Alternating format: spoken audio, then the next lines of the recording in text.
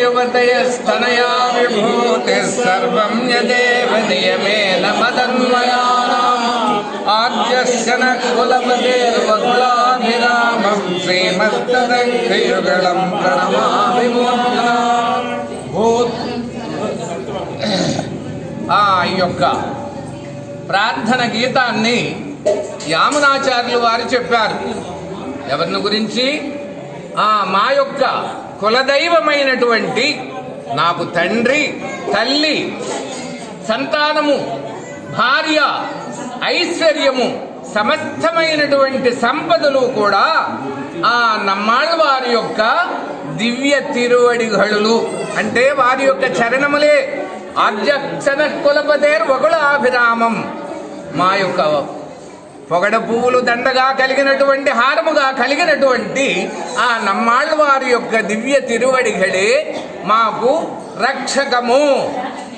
అంటే ఆ యొక్క వైష్ణవానికి ప్రధానభూతమైనటువంటి వ్యక్తులు ఎవరు అంటే నమ్మాళ్ళవారు. వీరు కలియుగము ప్రారంభమైన తరువాత 14 రోజులకు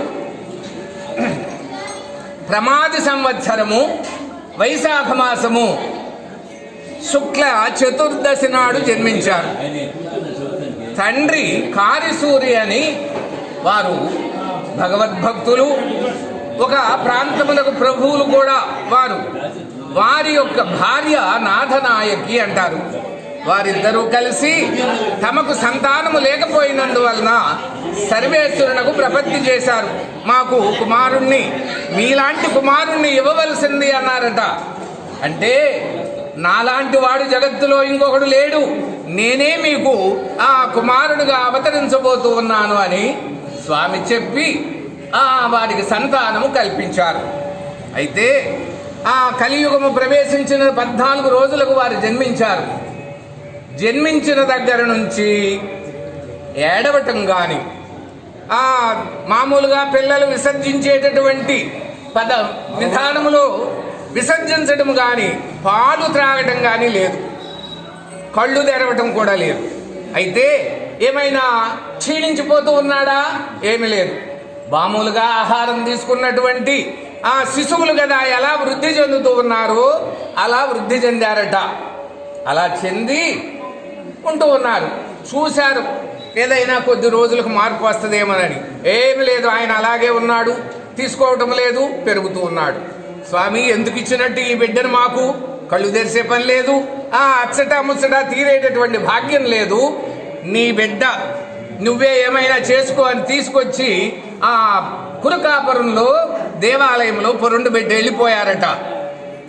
అక్కడికి ఆ శేష స్వరూపంతో ఒక చింత చెట్టు అప్పటికే పెరిగి ఉన్నది. ఆ చింత చెట్టుకు ఒక త్వర కూడా ఏర్పడి ఉన్నది. ఈయన పాకుకుంటూ ఎప్పుడు వెళ్ళాడో ఎవరూ చూడలేదు, కానీ ఆ త్వరలో కూర్చున్నారు. ఇక అంతే, ఏం మెదలటం లేదు, వచ్చి పలకరించేవాళ్ళు లేరు. అలా ఉండగా ఆ మధుర కవులు అనేటటువంటి ఒక గొప్ప పండితుడు, ఆయనది కూడా దక్షిణ దేశమే కానీ ఆయన ఉత్తర దేశం వెళ్ళాడు తీర్థయాత్రలు. దక్షిణపు వైపున ఒక వెలుగు కనిపించిందట. సూర్యకాంతి, చంద్రకాంతి అయితే తూర్పున ఉదయించి పడమర అస్తమించుతూ ఉంటుంది. లేదు అగ్నిహోత్రము అయితే ఎక్కడున్న చోట అక్కడే పైకి మండుతూ ఉంటుంది. కానీ ఇది ఏమిటో చాలా వింతగా ఉన్నది, దక్షిణపు వైపున కనపడుతూ ఉన్నదే కాంతి అని ఆ పగలల్లా ఎక్కడో చోట విశ్రాంతి తీసుకోను, రాత్రిపూట ప్రయాణం చేయను. ఆ ఎలుగు వెంట వెళ్ళాడట. వెళ్ళగా వెళ్ళగా వెళ్ళగా తిరుపతి కూడా దాటి ఇంకా దక్షిణమునకు కనపడుతూ ఉన్నది. ఇంకా వెళ్ళాడు. వెళ్తే ఆ కురుకాపురంలో బయట చూస్తే దక్షిణపు వైపున వెళ్తురు లేదు, ఇక్కడే ఉన్నారు ఈ మహాపురుషులు ఎవరు అని అక్కడికి వెళ్ళి ఏమిటి అక్కడికి అప్పటికే చెప్పుకుంటూ ఉన్నారట జనమంతా కూడా. అవతరించాడు.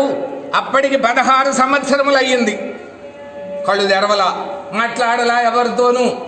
కానీ మరి పెరుగుతూనే ఉన్నాడు. ఏ విధమైనటువంటి శిథిలత్వం లేదు. అక్కడ తెలుసుకొని ఆ చింత చెట్టు దగ్గరికి వెళ్ళాడట. వెళ్ళి అలా చప్పట్లు కొట్టాడు. కళ్ళు తెరిచి చూశారట. ఎందుకు ఆయన కన్నులు మూసుకున్నారు? తనతో మాట్లాడటానికి అర్హత కలిగినటువంటి వ్యక్తి లేరని అలా కళ్ళు మూసుకుని ఉన్నారట.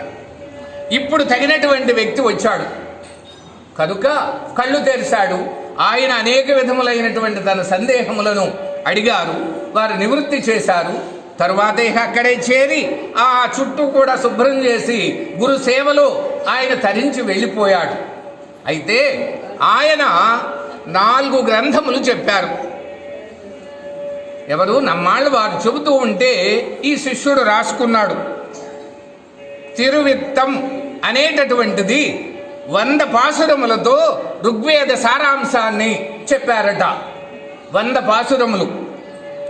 తిరువాసిరియం అనేటటువంటిది 7 పాసురములతో యజుర్వేద సారాన్ని చెప్పారు.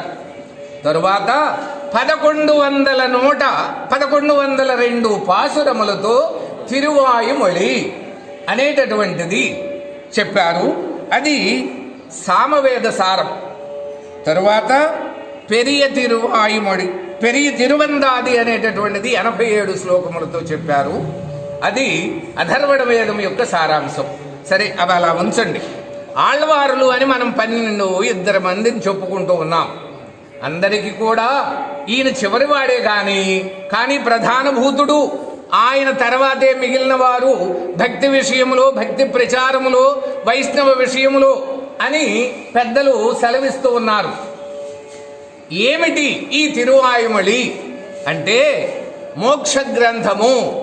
అది ఎంత మహిమ కలిగినది అంటే ఒక్కసారి గనక మొదటి నుంచి చివరి వరకు 1102 పాసురములు గనక చదివితే వెంటనే వారు మోక్షానికి వెళ్ళిపోవటమే, ఇక ఉండరు వారు.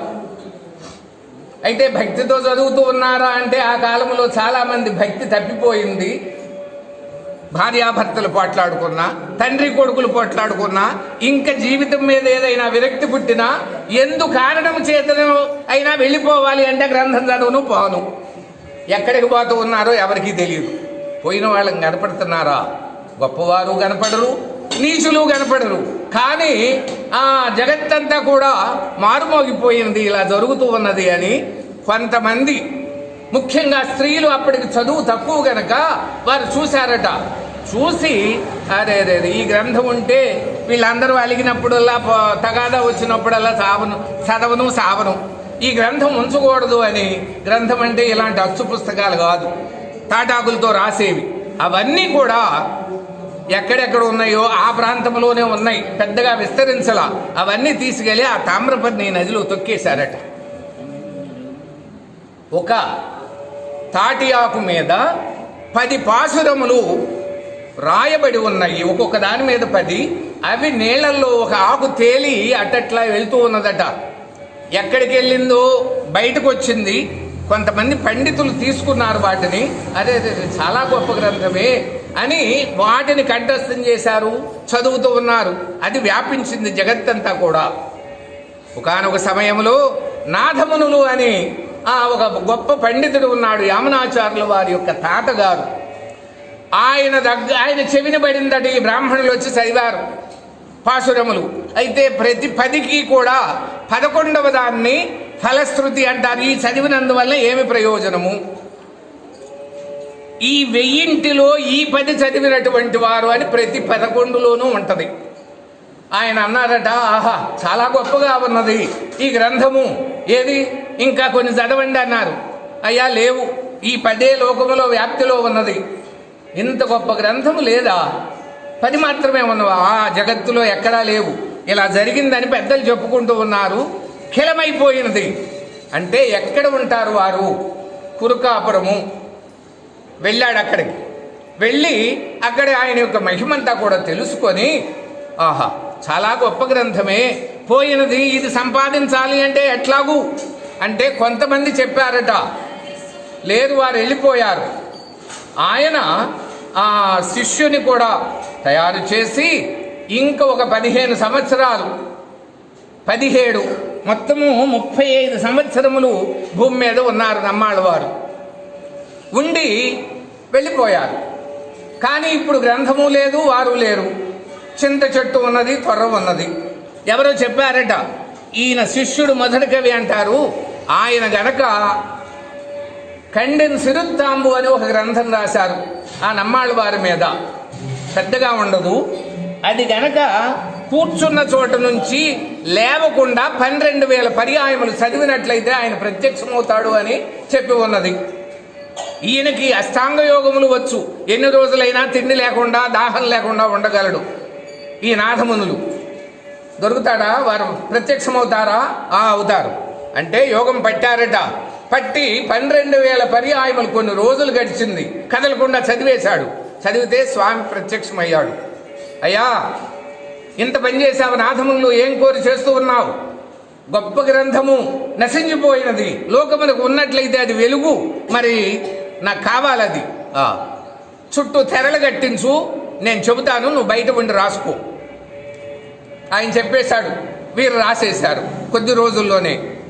ఇంత పని చేశావు గనక వరమిస్తూ ఉన్నాను, ఏం కావాలో కోరుకో.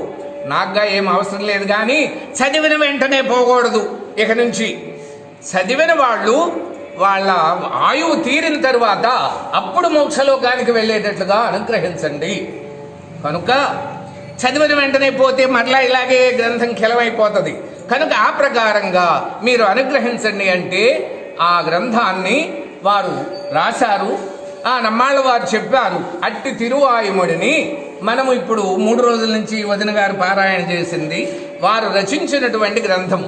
ఏంటి ఆ గ్రంథము యొక్క గొప్పతనము? మొదటి పద్యము, మొదటి పాశురము అంటారు. ఉయర్వర ఉయర నలముడై యవన యవనవన్ యమరమరతి నలమరులన్ యవనవన్ అయర్వరు మమరన్ కలిపతి యవనవన్ తుయురుడ సొడలే తోళుత్తలే మననే. మననే అనేటటువంటిది చివరి పదం. ఆ పదాన్ని 2వ పాశురంలో మొదలుపెట్టి 2వ పద్యం రాస్తారు. 2వ పాశురము యొక్క చివరి పదాన్ని 3వ పాశురమునకు మొదలుపెట్టి రాస్తారు. అలా ఒక బంధము చేయనంటామే గుండ్రంగా ఉంటుంది, ఒకదానికొకటి 1102 చివరి పదము మననే అనేటటువంటి ఉయర్వర అనే దాంతో ముగుస్తుంది. అది ఇదిగో మొదటి పాశురమునకు మొదలు. కనుక ఈ గ్రంథంలో ఎవ్వరూ చేర్చడానికి కానీ తొలగించడానికి కానీ వీలు లేకుండా చేశారు. అంతటి గొప్ప పని చేశారు. ఆ మిగిలినటువంటి ఆళ్వార్లు ముందు జన్మించినప్పటికీ అన్నింటికీ శిరోభూషణము. ఈయన చతుర్థ కుల సంజాతులు నమ్మాళ్ళవారు అంటే. అసలు ఆళ్వార్లందరూ కూడా అనేక రకములైనటువంటి వర్ణముల్లో నుంచి వచ్చారు. ఏమిటి అంటే సర్వేశ్వరులకు భక్తి ప్రధానం కానీ కులం కాదు. పైగా పోద పేయాళ్ళవార్లు 3 కూడా ఆదిమ ఆళ్వార్లు అంటారు. వారు పుష్పముల్లో నుంచి జన్మించారు. వారి కులం ఏమిటి ఎవరికీ తెలియదు. పెరియాళ్ళవారు ఆయన బ్రాహ్మణుడు. తరువాత తిరుమల సయ్యాళ్ళవారు ఆయన ఎవరికి జన్మించాడో తెలియదు కానీ మేదరులు పెంచారు వారిని, మేదరు కులములో వారు పెంచారు. తర్వాత పరకాలుడు తిరుమంగయాళ్ళవారు అంటారు, ఆయన మ్లేచ్ఛుడు. తర్వాత తొండరెడ్డిప్పొడి ఆళ్వారు ఆయన బ్రాహ్మణుడు. కులశేఖరాళ్ళవారు క్షత్రియుడు. తిరుప్పాణి ఆళ్వారు పంచముడు. రంగనాథస్వామి ఆయన యొక్క గొప్పతనాన్ని లోకానికి చాటటానికి సశరీరంగా మింగేశాడు అన్నారు. రంగనాథస్వామి ఆయన మింగారట. ఆ గుర్తుగా రంగనాథుని యొక్క ఆ నోటిలో వ్రేలు కనపడుతూ ఉంటుందట, పెద్దలు చెబుతూ ఉంటారు. కనుక అట్లా ఆళ్వారులు అంటే వారు చెప్పినటువంటి ప్రబంధములన్నీ కూడా దివ్యములైనటువంటివి, భగవత్ కరుణ చేత చెప్పబడినటువంటి దివ్య సూక్తులు. కనుక అలాంటి నమ్మాళ్ళవారు వైశాఖములో జన్మించినప్పటికీ ఈ రోజున పరమపదమునకు వేంచేసినటువంటి దినము గనక ఆ విషయాన్ని పురస్కరించుకొని మనము అధ్యయనము శ్రీరంగము, తిరుపతి ఇలాంటి దివ్యక్షేత్రములో 21 రోజు చేస్తారు పారాయణలు. అయితే మనకు ఉన్నటువంటి పరిస్థితులను బట్టి సమయాభావము, శక్తి లేకపోవటము 3 రోజుల్లో ఎప్పుడు ముగించుతూ ఉన్నాము. మరలా వారిని రప్పించుకుంటాం. వారు వెళ్ళిపోలేదు. ఎందువల్ల అంటే ఇప్పుడు నిదర్శనం కనపడుతూ ఉన్నది కదా. నాథమునులు కోరిన వెంటనే ప్రత్యక్షమయ్యారు కనుక వారు ఎప్పుడు భగవద్భక్తులు కోరితే అక్కడే ప్రత్యక్షమవుతూ ఉంటారు కనుక మరల భూలోకానికి వచ్చినట్లుగా మనము భావించుకోవాలి. కనుక వారు చెప్పినటువంటి ఈ యొక్క తిరువాయుమొడి అఖలకిల్లే నిరైయంద్రమేల్ మురైయందు మరల్ మార్ప నిగరల్ పూడు ఉళక్కున్ நொடையும் யாமனையாண்டானே நிகரிமலர் மணிக்கும் எம்பெருமான் திரு வெங்கடத்தானே உகலొరందవడియే నన్నడిక్కీడే అమరందు పుకుందే. అంటే ఈ యొక్క పాసురాన్ని గనక వివరించుకుంటే మనకు ద్వయమంత్రము యొక్క అర్థాన్ని వెంకటేశ్వర స్వామిలో ప్రతిష్ఠించినట్లుగా తేలుతూ ఉన్నది. దీని అర్థం చెప్పటము బాహాటంగా చెప్పకూడదు. గురుముఖత ద్వయమంత్రం ఎవరు అభ్యాసం చేశారో వారు చెప్పాలి, వారికే చెప్పాలి. అందుచేత ద్వయమంత్రము యొక్క అర్థం ఏమిటో వెంకటేశ్వర స్వామి పాదములే మన అందరికీ కూడా రక్షక. ఇది 6వ శతకములో 6వ దశకములో చివరి పద్యంగా చెప్పబడి ఉన్నది. దీనినే ఆయన యామనాచార్యులు వారు అష్టశ్లోకి అనేటటువంటి దానిలో ప్రతిపాదించినటువంటి దాన్ని వీరు చెప్పారు. నేతృత్వం నిత్యయోగం సముచిత గుణజాతం తనుఖ్యాపనం చోపాయం కర్తవ్య భాగం తద మిథన పరం ప్రాప్యమేవ ప్రసిద్ధం స్వామిత్వం ప్రార్థనాంచ ప్రబలతర విరోధి ప్రహాణం మంతారం త్రాయతే చేద్ అధిగత నిగమం షట్పదోయం విఖండం. ద్వయమంత్రము అందరికీ గురువు గారుల దగ్గర తెలుసుకున్న వాళ్ళకి తెలుసు. 2 పదములుగా ఉంటుంది, 6 దళములుగా ఉంటుంది, అందులో 10 మాటలు ఉంటవి. వాటి యొక్క అర్థములు సర్వేశ్వరుని యొక్క పాదములే రక్షకము అనేటటువంటిది. దానిని నమ్మాళ్ళ వారు కూడా ప్రతిపాదించారు కనుక వారి యొక్క దివ్య తిరువడిగల్ పాదములను తలంచి ఒకసారి నమస్కరించి తరువాత కార్యక్రమునకు మనం వెళ్దాం. నమో